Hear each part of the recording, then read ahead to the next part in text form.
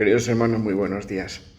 Quisiera compartir con vosotros una reflexión sobre la que he estado meditando en estos días, que es la siguiente. ¿Cómo nos comportamos durante nuestro peregrinaje por esta tierra? Y para ello permitirme utilizar la versión Reina Valera actualizada del año 2015. Acompañadme al libro de Gálatas capítulo 5 y verso 1, que dice así: Estén pues firmes en la libertad con que Cristo nos hizo libres, y no se pongan otra vez bajo el yugo de la esclavitud. Una de las cosas que tienes que desaprender cuando vives en otro país y por tanto al expresarte en otra lengua es a no pensar bajo los patrones de tu lengua materna. Quiero decir que si eres español de nacimiento y te mudas a vivir a Francia, te será muy difícil hablar francés si sigues componiendo tus frases en castellano. De igual forma, alguien que alcanzó la libertad debe aprender a vivir en libertad, pensando y actuando como un ser libre y no como un esclavo. Las cosas externas no tienen nada que ver con la libertad del espíritu. La libertad del espíritu debe mantenerse, debe nutrirse, y nadie debería cambiar eso. Esto mismo quería el Señor que tuviera claro su pueblo al salir de la opresión, de la esclavitud de Egipto, en ese peregrinaje hacia una tierra prometida y nueva. Como todos los que conocéis la historia, no fue una tarea fácil, hubo que desaprender muchas cosas. Vayamos al libro de Levítico capítulo 18 y verso 3, que nos relata lo siguiente: No haréis como hacen en la tierra de Egipto en la cual morasteis, ni haréis como hacen en la tierra de Canaán a donde yo os llevo, no andaréis en sus estatutos. Este capítulo va dirigido directamente a los hijos de Israel. Se le recuerda al pueblo que Yahvé es su Dios y que deben ser distintos de las demás naciones de la tierra. Los israelitas no debían aceptar las costumbres de Egipto de donde provenían, ni las de Canaán a la cual se dirigían. Habrían de conducirse por lo que el Señor les proporcionaba, estatutos y ordenanzas nuevos. Se les dice que haciéndolo, el hombre vivirá en ellos, que el camino será más llevadero.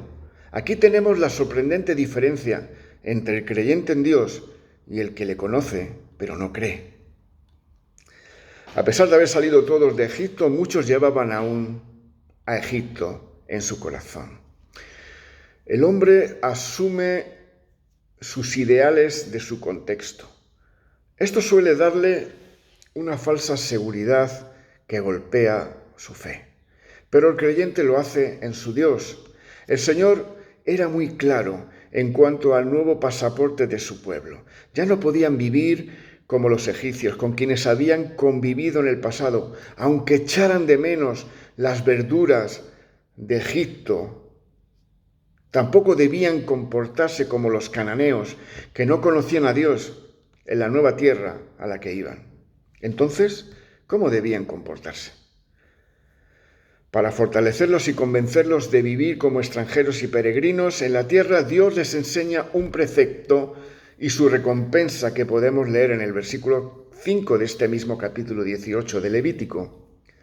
Por tanto, guardaréis mis estatutos y mis leyes por las cuales el hombre vivirá si los cumple. Yo soy el Señor.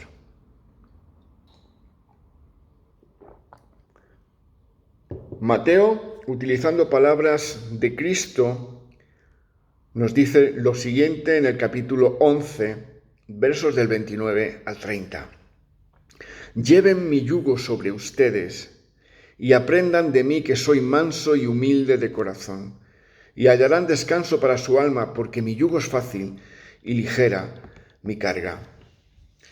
Si tienes una buena relación vertical con Dios, tu relación horizontal con los hombres será motivadora y ejemplar. No tengas miedo de marcar la diferencia por vivir según las indicaciones de Dios. El resultado será que entonces vivirás de verdad y con la vista puesta en la recompensa de una vida eterna que no ha hecho más que empezar aquí en la tierra en la cual estamos de paso. Acordaos que Esteban, cuando fue confrontado, él, lleno del Espíritu Santo, defendió a Cristo, defendió la fe, narrando la historia del pueblo de Israel con toda soltura, con toda libertad. Puesto su mirada en Jesucristo, él veía cosas que los demás no veían. Su ciudadanía estaba en los cielos. Por eso no le importó ni dar su propia vida. Aprendamos a vivir y disfrutar de la libertad aquí en esta tierra, para disfrutar de una libertad total cuando estemos en Cristo en los lugares celestiales. Aprendamos caminando mientras nos vamos alimentando y creciendo en la oración, en el estudio de la palabra, la comunión con los hermanos y el ejemplo a nuestros semejantes. Veamos ahora cómo el apóstol Pedro nos relata esto mismo en su primera carta, capítulo 2 y versos 11 y 12. Amados, yo los exhorto como a peregrinos y expatriados que se abstengan de las pasiones carnales que combaten contra la vida. Tengan una conducta ejemplar entre los gentiles, para que en lo que ellos los calumnian como a malhechores, al ver las buenas obras de ustedes, glorifiquen a Dios en el día de la visitación.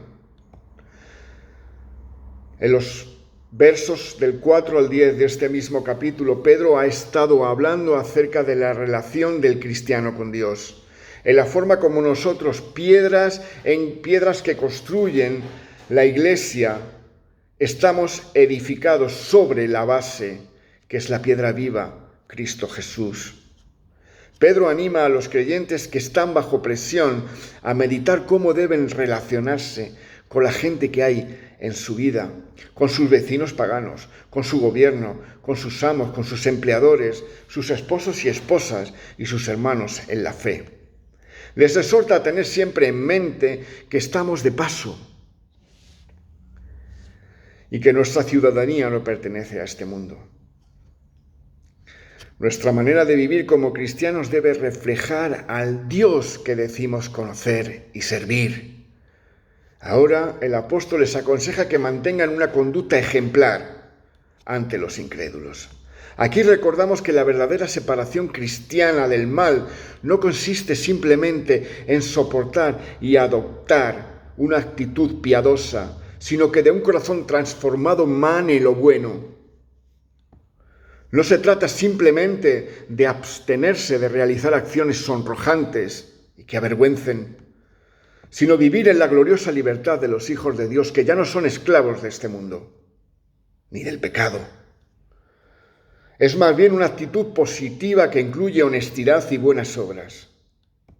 En cualquier tipo de situación no debemos cansarnos de hacer el bien. Por tanto, al que sabe hacer lo bueno y no lo hace, eso le es pecado, dice Santiago. ¿En qué consiste este comportamiento? ¿Abstenerse de los deseos carnales y llevar una buena manera de vivir? ¿Suena obvio? Tal vez. ¿Parece fácil? Vaya, pero no es nada de eso. Todos necesitamos esta exhortación con regularidad para permanecer saludables espiritualmente, guiados por el Espíritu Santo, fortalecidos por su palabra. Lo necesitamos para nosotros. ¿Por qué? Porque estamos en guerra. Los deseos malvados de nuestra naturaleza pecaminosa buscan apoderarse de nuestra integridad cristiana y destruirla. Somos vulnerables a la deformación de nuestro sistema de valores, que hace que estemos obsesionados con las cosas materiales en esa falsa seguridad que esto proporciona, y nos lleva a descuidar nuestras relaciones humanas. Las frases de Pedro son una terapia espiritual que nos ayuda a ver lo que es realmente importante. Nos ayuda a recordar que somos extranjeros y forasteros en la tierra.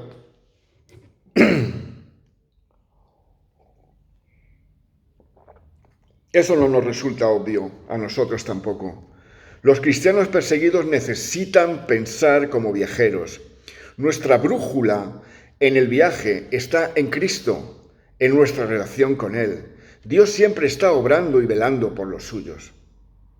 Las personas que aprenden a verse como viajeros en este mundo se están preparando para pensar a largo plazo. El peregrinaje ayuda a los cristianos a verse bien ante sus vecinos no creyentes. Aun cuando traten de presionarlos para que estén en conformidad con ello, nuestros semejantes están viendo cómo actuamos y cómo somos. Puede ser que ellos no entiendan nuestras creencias, pero tendrán que reconocer una vida exterior de honestidad, de trabajo duro, de respeto hacia los demás y de amor por la familia. Este testimonio es fiel, pues no nos apega a nada en esta tierra. Es una inversión y puede despertar el interés en nuestros vecinos de que la fe verdadera nada tiene que ver con la religión.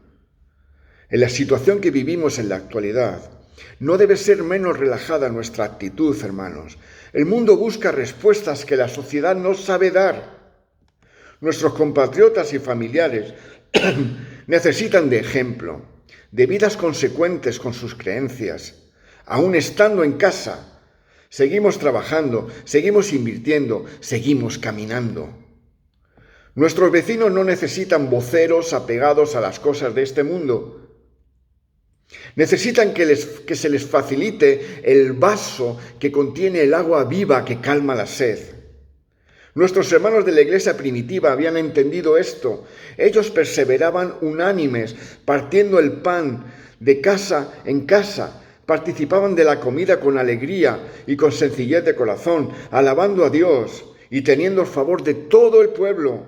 Y el Señor añadía diariamente a su número a los que habían de ser salvos. Esta actitud, esta conducta, constituye el testimonio que el mundo necesita ver. Lucas, en su capítulo 21 y verso 36, nos dice esto: Velen pues en todo tiempo, orando, para que tengan fuerzas para escapar de todas estas cosas que han de suceder y puedan estar en pie delante del Hijo del Hombre. Vemos la importancia que el Señor le dio a que los suyos permaneciesen vigilantes y en una actitud de oración y dependencia total de Él. Enredarse en los asuntos de este mundo sería una actitud errónea por tener las prioridades equivocadas. Jesús les advirtió que tuviesen cuidado. No debemos descuidar la defensa de nuestra fe en la guerra espiritual, ni abandonar la vida cristiana activa por estar confinados. El enemigo tampoco descansa. Estos son grandes días de oportunidad para vivir un testimonio dinámico de Dios. Dios nos pide que vivamos para Él y en Él, que difundamos su palabra. Y la verdad es que uno se siente muy a gusto cuando se encuentra controlado por la voluntad de Dios. Quiero animaros en este día a que sigamos adelante en esta peregrinación y que los demás sean testigos de nuestra vida libre. No pretendemos y no debemos testificar de Cristo con un corazón encadenado, sino con un corazón libre. Tengamos el ejemplo de Esteban, que mirando al cielo los vio a estos abiertos y tuvo la capacidad de decir: perdonar a estos que me van a matar. Perdónalos, Señor. ¿Cuál es nuestra actitud en este peregrinaje? ¿Cuál es nuestro comportamiento? ¿Qué es lo que sale por nuestra boca? ¿Cuál es el ejemplo a nuestros hijos? No anhelemos la comida de Egipto, sino más bien la comida que es para vida eterna, la que de la palabra salta hacia nuestros corazones, que alimenta y que calma nuestra sed. Que el Señor os bendiga.